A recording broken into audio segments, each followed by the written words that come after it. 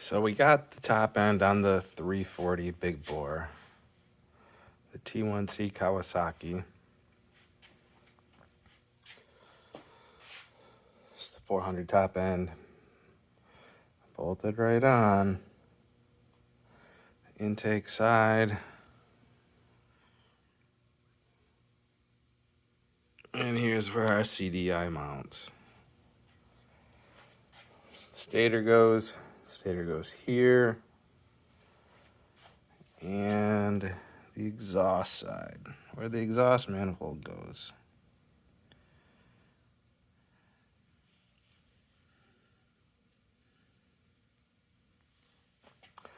So we're doing our tin work, and here it is. It's from like 1974. It's there. So we're painting it this blue. This other piece of tin, it mounts something like this on the intake. Yeah, there's 4, 8, 4, 8. That's the intake 10. It was kind of crusty. Looks really good for 1974 tin. That's what we're using. Mopar engine blue. Thought it said 1970, 1974 Mopar bright blue engine spray paint. So not exactly original Arctic Cat color, but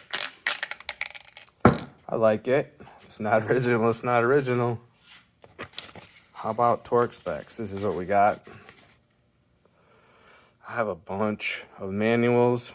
Just been collecting them for years. This is what we did. Cylinder head nut, 16 foot-pounds. Crankcase bolts, 13 foot-pounds. Flywheel nut, 56 foot-pound. Recoil bolt, 13 foot-pounds. We're not there yet. Spark plug, 25 foot-pounds. And that's for the Kawasaki T1C, T1A, T1B fan motor. So it'll probably run. I don't know when the last time it did run, but I bet I can get it to at least pop and bang a few times.